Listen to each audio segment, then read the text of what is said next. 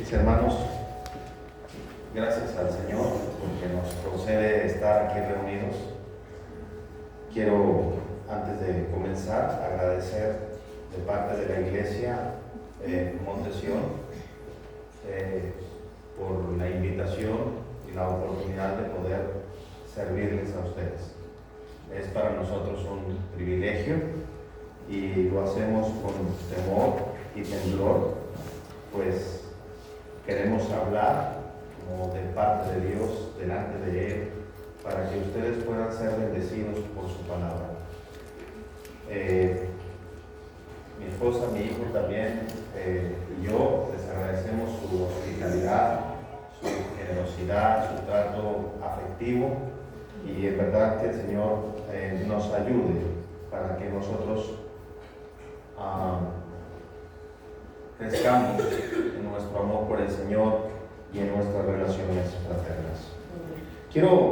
Nuestro pasaje donde vamos a meditar está en 1 Timoteo, pero antes quiero hablarles de algo. No sé quiénes han tenido la oportunidad de visitar algunos lugares donde encontramos lo que se conoce como catedrales o edificios que tienen que ver con los que han construido los católicos romanos. Hace algunos años me tocó estar frente a una catedral en la ciudad es una ciudad, en San Miguel de Allende, y la catedral es impresionante en el sentido de los detalles de su construcción. Me acerqué al edificio y observé, y esa catedral tiene siglos. Entonces yo reflexionaba y meditaba y pensaba, ¿cómo hicieron los hombres de aquel tiempo sin la tecnología que ahora nosotros tenemos y conocemos para construir semejante edificio? Pero luego me surgió otra pregunta con respecto a no solo cómo lo hicieron, sino por qué lo hicieron. Es decir, cuáles eran los motivos que llevaron a aquellos arquitectos o ingenieros, constructores, a diseñar y llevar a cabo una construcción de esa magnitud.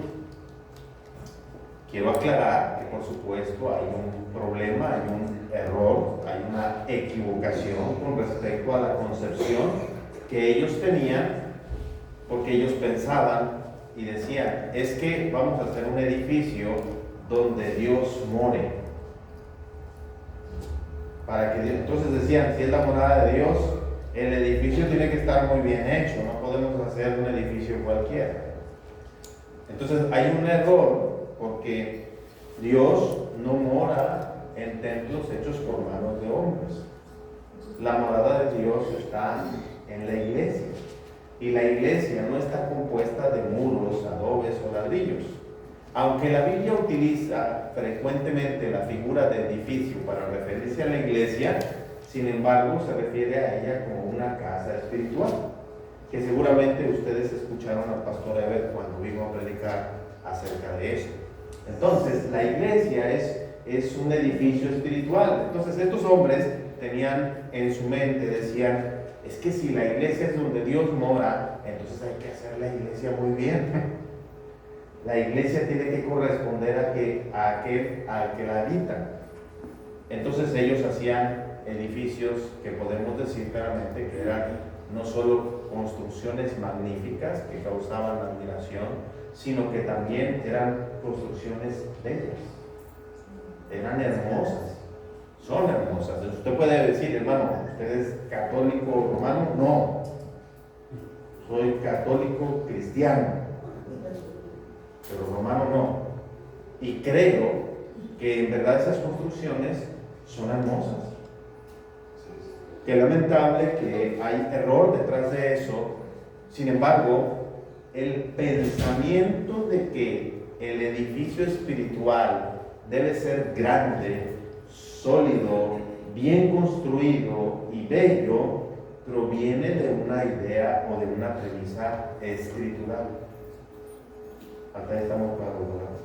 Entonces, cuando usted ve una catedral, pues por supuesto usted puede decir, Dios no habita en un edificio hecho por manos de hombres.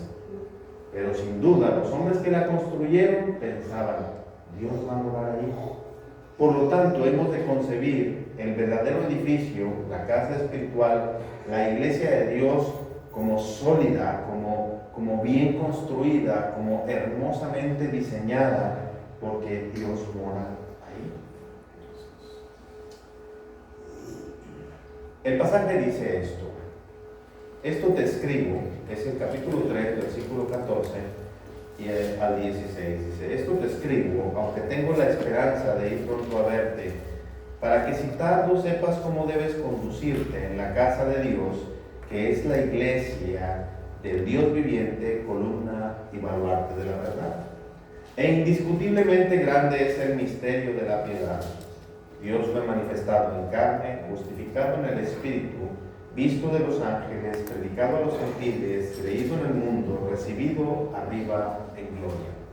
Ahora déjenme darles dos consideraciones importantes, porque normalmente en la iglesia predicamos sobre un libro de manera frecuente hasta que lo concluimos. Entonces ustedes hay un contexto que no tienen y que es importante hacerlo antes de ir al pasaje. La primera cosa es esta: el apóstol Pablo aquí está haciendo mención acerca de lo que es la iglesia, de Dios que habita en la iglesia y de que la iglesia es columna y baluarte de la verdad. El apóstol Pablo viene desarrollando en esta carta enseñanzas que tienen que ver con la vida eclesiástica, al mismo tiempo afirmando doctrinas, advirtiendo de peligros, mostrando varias cosas. Pero déjame darle la siguiente consideración. Las cartas pastorales, que es de la que forma parte de esta, vamos a decirlo así, 1 Timoteo, 2 y Tito, son conocidas como cartas pastorales. Algunas veces creen que porque son pastorales son solo para los pastores, pero no es así. La Biblia es para todos los creyentes, completita. Solo que estas cartas tienen un enfoque que va dirigido mucho a la tarea de los pastores y la vida de la iglesia, es decir, a la administración eclesiástica. Dice un escritor: da 4 razones por las cuales debemos estudiar las cartas pastorales. La primera es porque arrojan mucha luz sobre el importante problema de la administración eclesiástica.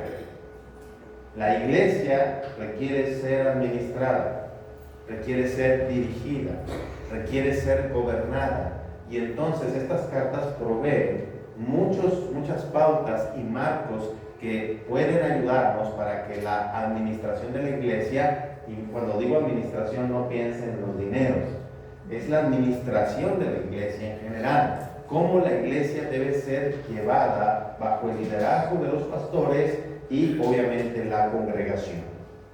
En segundo lugar, también dice que deben de ser estudiadas porque estas cartas hacen un énfasis particular en la doctrina.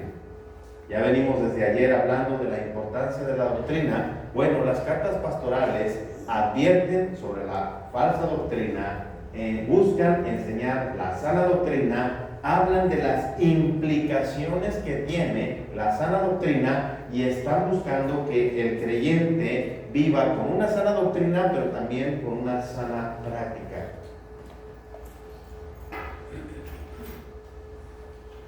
Número 3. Estas cartas, aunque bien en muchas de sus partes hablan de los estándares exigidos para los pastores, esos estándares son exigidos para todos los cristianos. Es decir, no podemos decir, bueno, hermano, el que debe ser fiel es el pastor. No, todos los cristianos debemos ser fieles. Por supuesto, cuando un hombre va a ser ordenado al ministerio, debe ser evaluado a conciencia, porque no debemos permitir que un hombre tome el oficio si su carácter, su llamamiento, su habilitación no son evidentes para el pueblo sobre el cual va a ser puesto como pastor.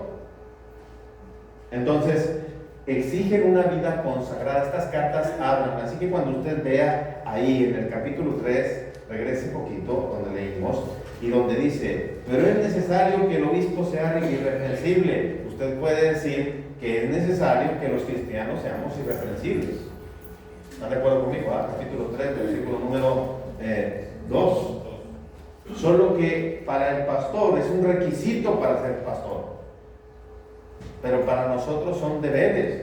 Si usted encuentra por ahí que dice que debemos gobernar bien la casa, dice que gobierne bien su casa, ¿ustedes creen que solamente el pastor debe ser el líder ejemplar y con autoridad tierna de su hogar? ¿O son todos los hombres? Todos los hombres que son casados deben de ser líderes en su hogar.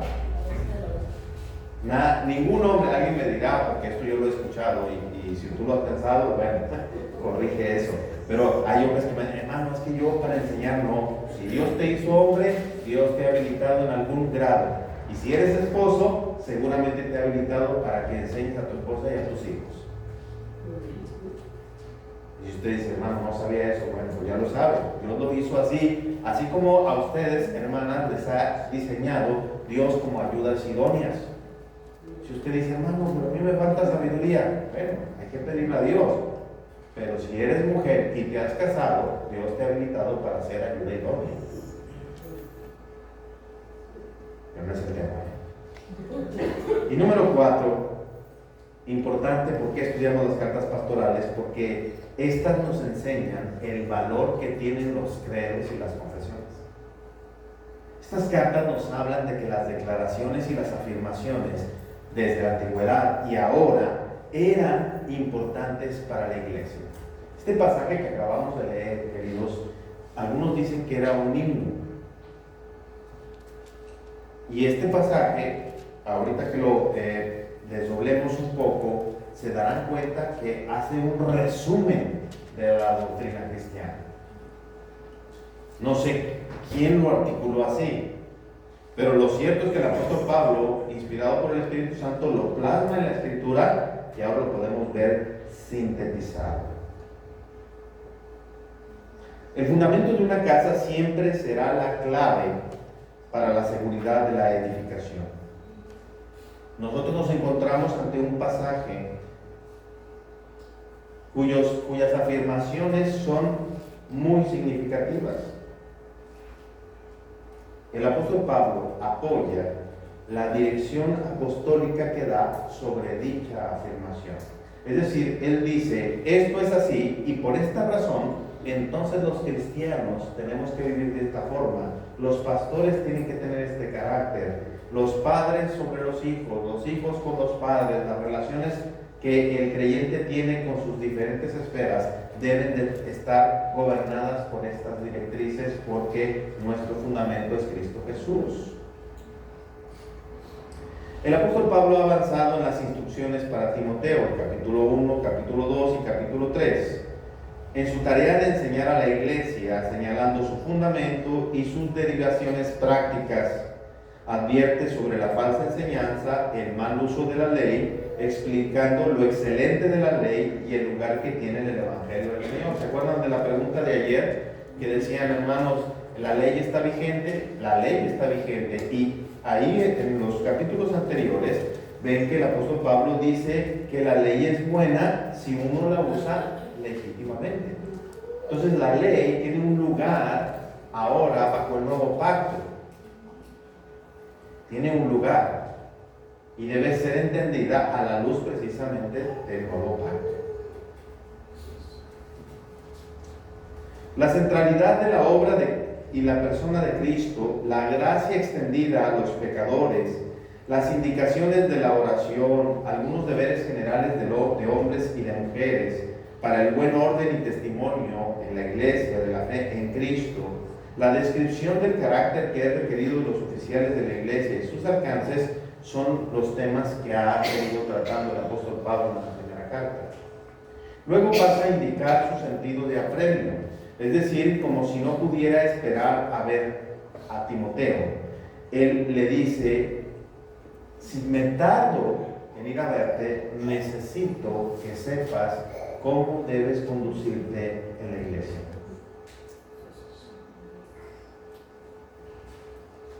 Pablo insiste en ello, tal vez por los peligros que asaltaban a la iglesia y el riesgo del olvido.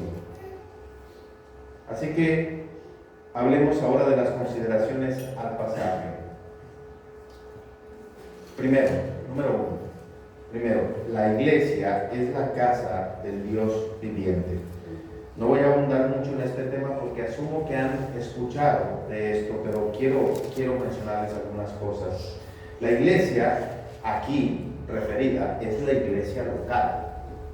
Nosotros creemos en la iglesia universal e invisible, compuesta de todos los elegidos, de todas las edades, de todos los tiempos, que será reunida cuando Cristo venga. Sin embargo, el término utilizado aquí se refiere a la iglesia local, es decir, a la iglesia visible, debido a que está conectado con la vida práctica. Noten el pasaje. No, espero no tardar, Timoteo, pero si tardo, necesito que tú sepas cómo debes andar, cómo te debes conducir, y por supuesto no está diciendo que en la iglesia universal es visible. ¿A qué se está refiriendo? A la iglesia local, ahí en la iglesia, para que tú sepas cómo debes andar. La casa, por supuesto, no significa muro, ni ladrillo, ni techo, en términos físicos. Es la habitación especial de Dios. Hermanos, ¿ustedes han pensado en esto? No sé si ustedes hayan escuchado esto que les voy a decir, pero vamos a trasladarnos un momentito hacia el pasado, cuando el Señor caminaba o estaba en el huerto, o Adán caminaba en el huerto y tenía comunión con Dios. ¿Sí? ¿Recuerda Génesis? Y dice que Jehová se paseaba por el huerto. Entonces el hombre tenía una relación con Dios. Luego el pecado vino a destruir esa relación. ¿Sí? Él es echado del huerto y entonces hay una separación entre Dios y Adán. Pero luego después Dios establece que para poder acercarse a Él, el hombre no puede acercarse por su condición de pecado. A medida que la revelación progresa, ustedes pueden encontrar eso en Génesis, cómo los hombres se acercaban a Dios, ofrecían sacrificios, etc. Cuando avanza, vemos en Éxodo y se establece vamos a decir, la dispensación del tabernáculo. Cuando viene el tabernáculo, entonces Dios da claras instrucciones de cómo deben de acercarse a Él. Pero ustedes recuerdan cuando Dios le habla a Moisés y luego Dios le dice a Moisés, dile al pueblo que se acerque, porque voy a hablar con el pueblo. ¿Recuerdan ustedes eso? No vamos a ir al pasaje, no vamos a tener el tiempo. Ya me dijo mi hermano que no tengo mucho tiempo. Cuando el pueblo escuchó, le dijo a Moisés, que te hable a ti, que Dios no nos hable a nosotros, tenemos temor de morir. Cuando después el Señor se establece el tabernáculo, Dios muestra su especial presencia cuando la nube desciende. ¿Recuerdan ustedes que Moisés entraba al lugar santísimo? ¿Quién podía entrar ahí? Nadie, solo Él. Dios se hacía presente. Después también ocurre con el templo inaugurado por Salomón, y Dios se hace presente en el templo. Ahora, ya no hay tabernáculo y ya no hay templo. Ahora es la iglesia. La reunión de los santos es el templo, es la casa de Dios viviente, la iglesia misma. Entonces deberíamos pensar que Dios se hace presente en la reunión. Por eso no podemos ser descuidados en la reunión ni en la adoración. Debemos venir preparados porque vamos a encontrarnos con nuestro Dios. Él promete estar entre nosotros. Ahora usted debería de preguntarme, ¿dónde dice eso, hermano? No debe creerme todo lo que digo, debe ser veriano. Capítulo 16 de Mateo dice claramente que donde dos o tres, donde se reúne el pueblo de Dios en su nombre, Él está ahí en medio de ellos.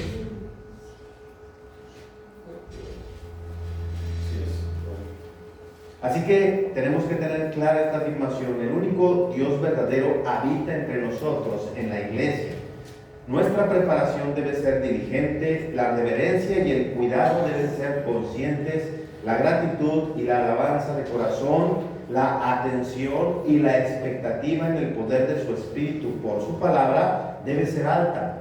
Y el celo de guardar este tiempo, consagrarlo, dedicarlo como el día del Señor. La debilidad del cristiano hoy en día, hermanos, se debe en gran parte a que no aprecia y dedica fielmente su devoción al Señor en su santo día. ¿Qué es lo que fortalece al creyente? ¿No es la presencia de Dios? Cuando Moisés era más equipado, era más habilitado, sino cuando salía de la presencia de Dios. El creyente debe considerar que en la reunión Dios se hace presente y que en ella él recibe la bendición por el simple hecho de que Dios está presente en la reunión. Así que no podemos esperar que Dios nos favorezca y nosotros tomemos con ligereza el mandamiento de acuérdate del día de reposo para santificarlo. Le decimos, Señor, bendíceme, pero no dedicamos el día que Él ha consagrado, no lo dedicamos de manera fiel. Ahora, no estoy aquí para hablar del día del Señor, pero le hago mención porque esa es la manera en que la iglesia expresa de manera pública esa devoción a nuestro Dios Santo. En segundo lugar, el texto dice, columna y baluarte de la verdad. La iglesia debe sostener la verdad, defenderla y vivir consistentemente de acuerdo con ella. Quiero aclarar que la iglesia no es quien verifica o legitima la verdad. La iglesia no es la que dice esto es verdad y porque lo dice la iglesia entonces lo es. No funciona así. La palabra de Dios es la verdad. Lo que hace la iglesia es reconocerla. Pero la iglesia no le da autoridad a la palabra.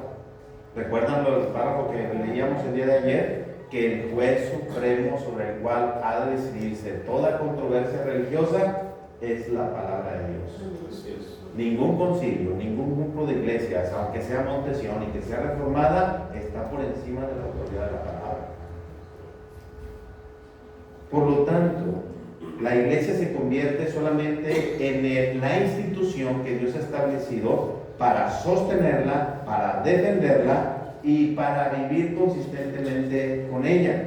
Por eso la iglesia debe proclamar, predicar, enseñar, explicar y mantener en el centro de todo su ministerio la palabra de Dios. Cuando ustedes piensen en un cambio en su práctica eclesiástica, siempre recuerden, tiene que estar buscando y centrado en la palabra de Dios. Si el hermano Israel dice, hermanos, ahora vamos a tener 3 predicaciones, qué bueno.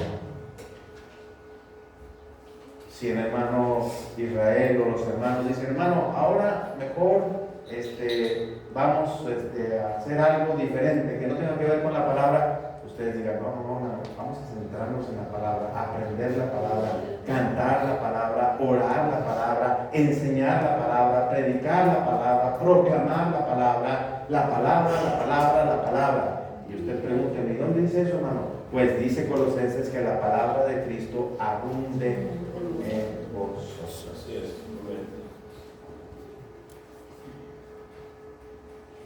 La iglesia sostiene la verdad, dice un teólogo, por estas 4 cosas. Por escuchar y atender la palabra, obedecerla. Cuando decimos, hermano, la iglesia debe sostener la palabra, no estamos diciendo que vamos a hacer esto, ¿verdad? Estamos diciendo que cuando venga el predicador, nosotros habremos orado y mantendremos nuestros corazones dispuestos a escuchar incluso aquello que nos va a poner incómodos en nuestros asientos. Va a empezar a hablar el predicador, tienes que ser un buen padre, un buen esposo, y tú debes amar a tu esposa como Cristo amó a la iglesia. Y decir, Señor, oh Padre, cuán carente soy. O cuando el predicador diga, hermana, debes sujetarte a tu marido amorosamente. Y tú debemos buscar escuchar la palabra y ponerla por obra. Eso reflejará una hermosura como la que vemos en las catedrales, pero esta hermosura será espiritual. Número 2, aprender a usar la palabra correctamente. Hermanos, nosotros como cristianos, por eso es importante cuando decíamos la confesión de fe, porque la confesión de fe nos ayuda a entender y a darle el lugar que debe tener cada una de las verdades escriturales que encontramos ahí. Usarla correctamente es, alguien una vez me decía, hermano, pero si Dios gobierna todo, ¿por qué me pasan estas cosas? ¿Usted nunca se ha hecho esa pregunta? ¿No es una pregunta lógica? Es más, cuando usted dice, hermano, cuando me dispongo a buscar ser fiel, como que las cosas no me salen. Me decía una persona, pero ¿tú de verdad crees que Dios es soberano? Sí. Pero luego cuando te va mal, ¿sigues pensando que es soberano? Pues sí. Pero no piensas entonces que Dios, entonces no, a lo mejor Dios no te quiere. No. Porque la Biblia enseña claramente quién es Dios. Él dice, no hay un ser tan amoroso como Dios. ¿Ustedes conocen a alguien más amoroso? ¿Quién como Dios que dio a su propio Hijo para salvar a un pueblo pecado? ¿Hay un amor como ese? Es glorioso. Así es. Hermano, pero es que yo quiero que Dios me ame dándome cosas. O sea, este es el problema. Dios nos ha dado a su Hijo. Qué cosa tan gloriosa. No deberíamos nosotros preocuparnos, Señor, tú me has dado y en Cristo me has dado todas las cosas. Es probable que tengamos carencias de otro tipo, pero no carecemos de lo más importante. Así que debemos aprender a usar la palabra correctamente. El predicador se debe preocupar por predicar y trazar bien la palabra, pero el oyente también tiene que buscar entender bien la palabra, y eso no ocurre si somos descuidados en aprender la palabra de Dios. También otro aspecto de cómo la iglesia sostiene la verdad es en guardarla en el corazón.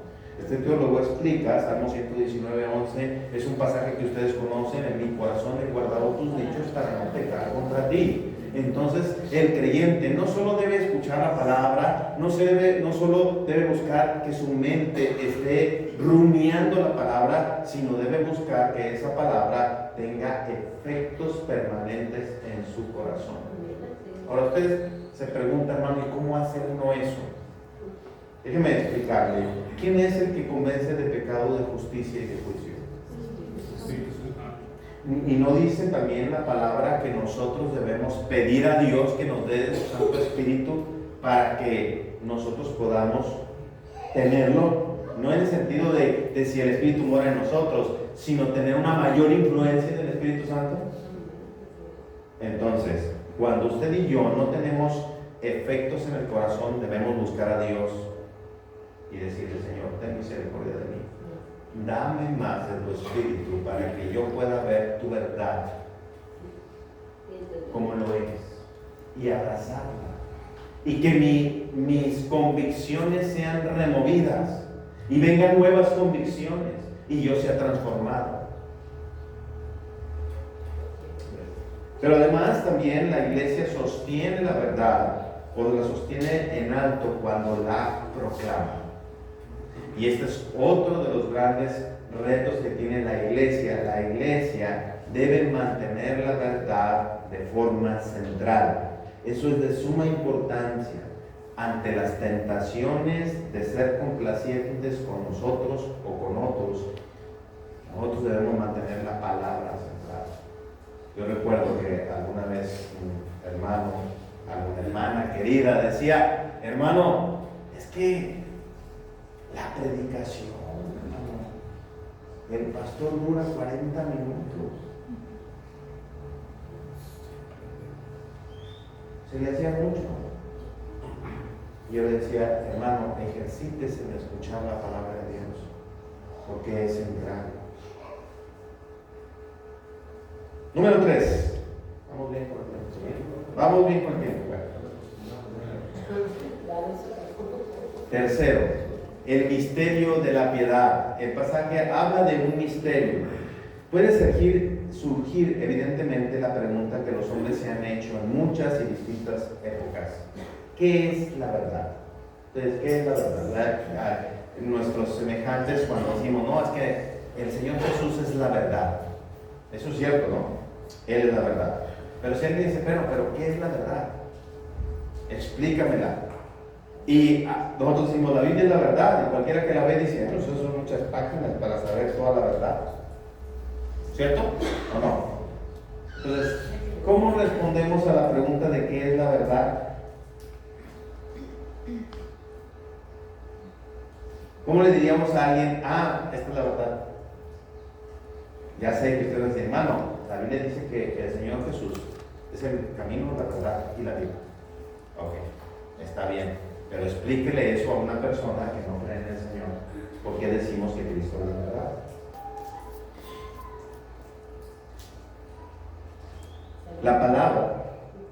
La palabra que la Reina Valera traduce aquí, antes de hablar de la verdad, es lo que decíamos ayer, es confesadamente, ¿sí? E indiscutiblemente, grande es el misterio de la piedad.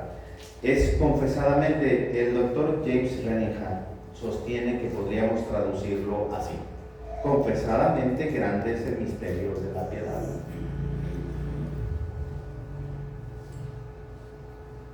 Esta, queridos hermanos, es una de las pruebas más significativas del uso de confesiones en el Nuevo Testamento. Y ahí voy, mi hermano no ha contestado cuál es la verdad, ahorita vamos a ir ahí. Pero esta es una prueba bíblica de por qué el uso de confesiones es importante. Pero además la palabra piedad utilizada ahí no es solamente una cualidad, sino que es más bien como activa, como la señalada en el capítulo 4, versículo 7 de la misma carta. Es decir, una piedad que opera y afecta la vida completa. La palabra misterio usada ahí es en parte que se nos ha revelado, de otra forma no lo podríamos saber.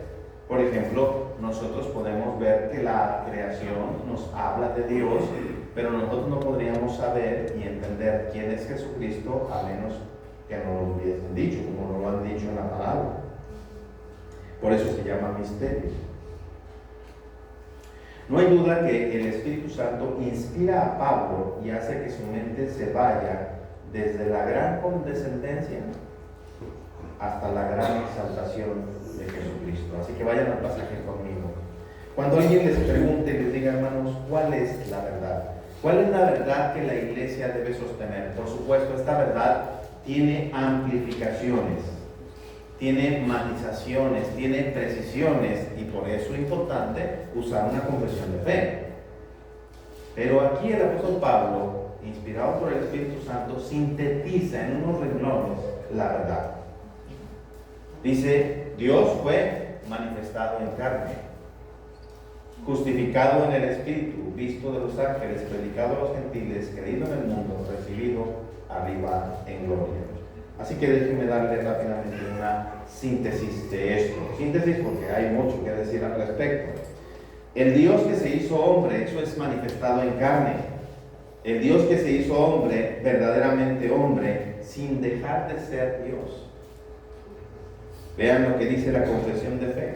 Cuando habla de Cristo, dice, el Hijo de Dios, la segunda persona en la Santa Trinidad, siendo verdadero y eterno, el resplandor de la gloria del Padre, consustancial con aquel e igual a Él que hizo el mundo y quien sostiene y gobierna todas las cosas que ha hecho. Cuando llegó la plenitud del tiempo, tomó sobre sí la naturaleza del hombre, con todas sus propiedades esenciales y con sus debilidades concomitantes, aunque sin pecado, siendo concebido por el Espíritu Santo en el vientre de la Virgen María, al venir sobre ella el Espíritu Santo y cubrirla el Altísimo con su sombra, y así fue hecho de una mujer de la tribu de Judá, de la simiente de Abraham y David, según las Escrituras, de manera que dos naturalezas completas, perfectas y distintas se unieron inseparablemente en una persona, pero sin conversión, composición o confusión alguna. Esta persona es verdaderamente Dios y verdaderamente hombre, aunque un solo Cristo, el único mediador entre Dios y el hombre. Amén. Lo que acabo de leer es: Dios fue manifestado en carne.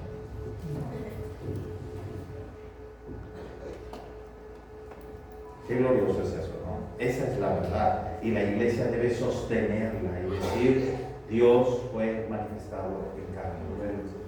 Es el Cristo prometido desde el Génesis 3. Ahora Cristo se encarnó, tomó nuestra naturaleza sobre sí, sin dejar su naturaleza divina en una sola persona. Pero además dice vindicado o vivificado en el Espíritu. Los milagros de Jesús testificaron quién era Él. Vindicaron podría ser una palabra más acorde con lo que quería decir Pablo, es decir, lo que él decía es ser ratificado o vindicado por las obras que acompañaron a Jesucristo. Recuerden que los milagros, queridos hermanos, tenían el propósito de decir o testificar que quien los llevaba a cabo era un enviado de Dios. Pero hay una particularidad con Cristo. Cristo hace una clase de milagros que nunca habían también sido observados de la misma forma. Por ejemplo, nosotros decimos, hermano, Moisés abrió el mar rojo. Sí, pero Moisés abrió el mar rojo porque Dios abrió el mar rojo. Pero cuando Jesús calmó la tempestad, Él calmó la tempestad. Así es. Así que hay una vindicación.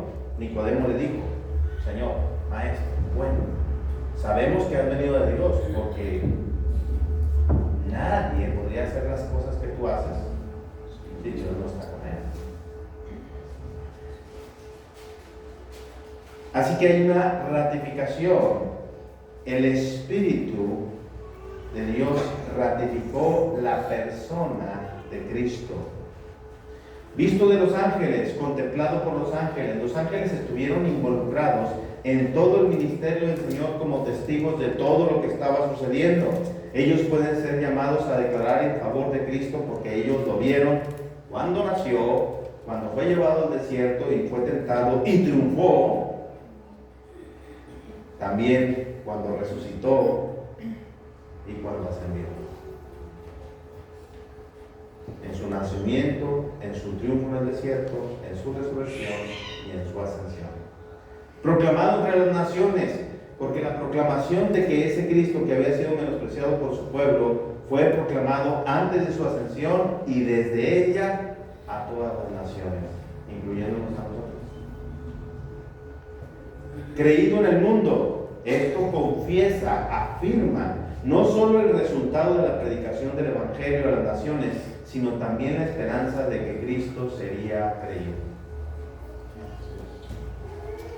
Y por último, en esta última parte, dice: recibido arriba en gloria. El hecho de que Cristo haya sido recibido arriba en el cielo, en la presencia de Dios, significa que fue aceptado su sacrificio por los pecadores.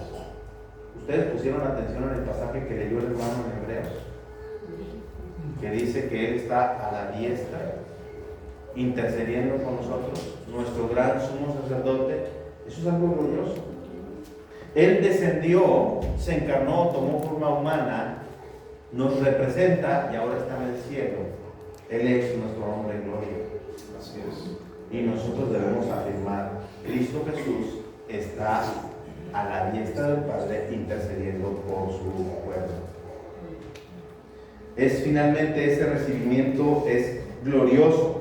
Como dice un comentarista, cuando apenas se habían apagado los ecos de las voces de los hombres que gritaban: crucifícale, crucifícale, los cielos abrieron sus portales y al recibir de regreso a su Rey victorioso, resonaron con los ecos de himnos de júbilo, entonados por 10,000 veces 10 millares y de millares y millares. Digno es el Cordero que fue recibido arriba en gloria. En cuarto lugar y último, la conexión con la vida del creyente. El apóstol Pablo dice en el texto que Timoteo, como la iglesia, debe aprender a conducirse siendo conscientes de la identidad como iglesia, la habitación de Dios en Dios verdadero. Así de nuevo, una sana doctrina resulta en una sana práctica. Piénselo por un momento. Nuestras creencias erróneas son las que nos llevan a pecar. Creer equivocadamente es lo que nos lleva a pecar. ¿Quieren un ejemplo? Piensen en el razonamiento que tenemos cuando pecamos. No voy a hablar de un pecado en particular, pero el razonamiento frecuentemente es esto. Dios dice que es malo, pero realmente no lo es tanto. Además, empezamos a razonar, otros pecan. ¿Por qué yo no? O he caminado con justicia. Si me doy permiso, no debe ser tan malo. ¿Están de acuerdo que esta clase de razonamientos son creencias equivocadas? ¿Sí o no? O dicen, no, mano, es que sí, tenía razón. No, son creencias equivocadas. ¿Por qué? Porque nosotros no podemos apoyarnos en nuestras justicias para encontrar la aprobación divina. Porque si decimos que hemos nacido y somos una nueva criatura en Cristo, nuestra disposición es buscar amarle y obedecerle a Él y aborrecer todo lo que le desagrada. Así es. Porque los pecados de otras personas no pueden justificar los propios, aunque sean 10,000 allá. Así es. Las creencias erróneas nos llevan a pecar. Hay personas que dicen que pecan por amor. Hay personas que dicen que pecan por su situación. Dice el ladrón que robó, es que robo porque tengo hambre.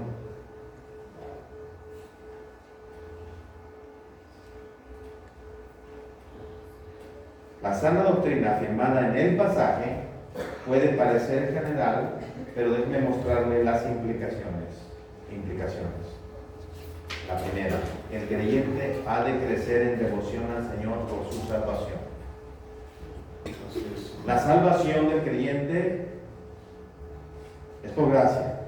El ofrecimiento de Cristo es gratuito, ¿está de acuerdo? Pero se tuvo que pagar un precio muy alto para que nosotros pudiésemos ser reconciliados con el Padre. La vida de Dios. Así que el creyente debe crecer en devoción, debe amar al Señor, porque Él lo ha salvado. Su amor debe cultivarse, debe admirarse. Por eso, hermanos amados, la confesión de fe nos ayuda a admirar. Ahorita leí una porción y ustedes dicen, hermano, qué maravilloso que Dios haya hecho hombre. Si eso no fuera así, nosotros no podríamos ser salvos. Pero además tenía que ser un hombre sin pecado. Y además tenía que hacer lo que Adán no pudo. Pero además tenía que hacer algo que Adán hizo en condiciones mucho más favorables. Jesús en un desierto, sin pecado, pero soportando las aflicciones de las condiciones de una humanidad caída. Jesús triunfó en el desierto, Adán fracasó en el Edén. Adán falló, Jesús vino a pagar por lo que Adán hizo e hizo lo que Adán pudo. ¡Qué glorioso es Dios! Así es. Amén. En segundo lugar, otra implicación es que el creyente ha de crecer en santidad práctica para ser consistente con el glorioso Evangelio de Cristo. Amados hermanos, esa belleza que tienen las catedrales se puede decir que es el símil de la belleza que los creyentes deben de reflejar en la búsqueda de santidad en sus vidas cotidianas. Los creyentes deben distinguirse por vidas íntegras. No estamos hablando de perfección, pero sí hablamos de una disposición consistente a vivir en santidad, a examinarse, a ser cuidadosos con nuestras palabras, con nuestros pensamientos, con nuestras acciones, con nuestros tratos. porque esa es la manera en que nosotros podemos manifestar la belleza de la iglesia donde decimos que Dios mora. Así es. Además, el creyente ha de considerar la comunidad local y su unidad a ella. Queridos hermanos, no hay cristianos sin iglesia. Quisiera que ustedes pensaran en esto como algo importante. Es cierto que la iglesia no salva, el que salva es Cristo, para que no vayamos a pensar que yo estoy queriendo decir que la iglesia salva. No, no. El que salva es Cristo Jesús. No hay otro nombre bajo el cielo dado a los hombres en quien podamos ser salvos.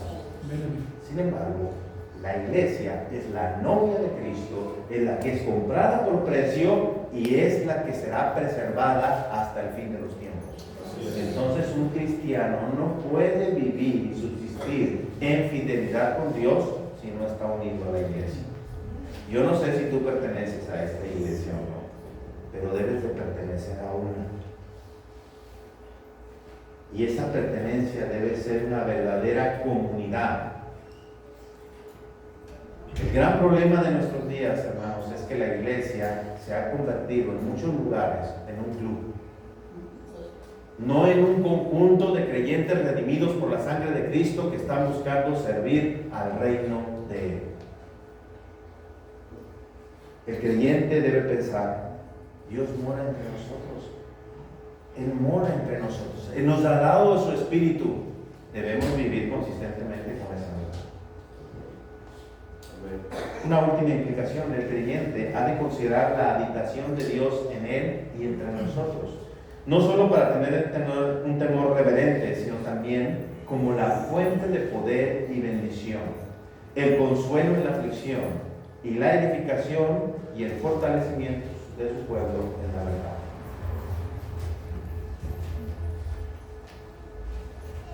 Dice el Señor Jesucristo: separados de mí, nada podéis hacer. Cuando nosotros vemos a la iglesia, el lugar donde Dios habita, recordemos que ahí está la fuente de toda bendición espiritual, de toda habilitación. Déjame decirte algo, hermano. ¿Tú has luchado con pecados difíciles de vencer? Yo pienso que sí. Solo Dios en Cristo es la fuente poderosa para que tú seas victorioso sobre el pecado. ¿Ha habido aflicción en tu vida, sufrimientos, cual crees que no puedes llevar? Solo Dios en Cristo es la fuente del gran consuelo que podemos tener para sobrellevar nuestras aflicciones. ¿Hay ignorancia espiritual, falta de entendimiento o algún grado de incredulidad? Solo Dios en Cristo Jesús es la fuente para poder ser iluminados y comprender de una mejor manera las verdades gloriosas de su palabra. ¿Eres débil? Solo en Cristo puedes encontrar verdadera fuerza. Así es. Dios ha mostrado una gloriosa condescendencia al tomar nuestra condición humana por la Escritura. Vemos su gran vindicación, confirmando ser Hijo de Dios, enviado por Él para consumar el plan redentor, a los ángeles celebrarlo y reconocerlo, llevando su vida y ministerio hasta la cruz, y aunque fue menospreciado por el pueblo, fue proclamado. Se ha cumplido que en Él serían benditas todas las naciones de la tierra, y su exaltación gloriosa en la resurrección y su ascensión. ¿No debería esto movernos a una mayor devoción a Él? ¿No debería ser el fundamento de nuestra dependencia de Él y nuestra santificación? ¿No deberíamos entregarnos sin reserva a su servicio de su reino? Que Dios les bendiga. Amén.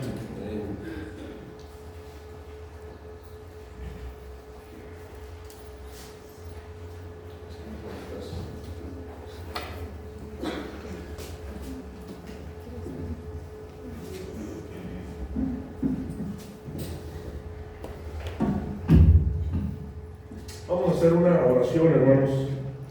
Voy a pedirles que inclinen su rostro. Vamos a orar así. Eterno Dios, gracias, Señor. Nuevamente gracias, Padre, por tu palabra. Gracias, Padre, porque nos hablas, Señor, a cada momento. Porque no nos dejas, Señor, sin tu palabra, Señor. Gracias. Permítenos, Señor, no ser solamente oidores, sino hacedores, Padre. Gracias por la vida de mi hermano, Señor. Porque nos bendice, Señor, a través de su vida, Señor. Gracias, Padre.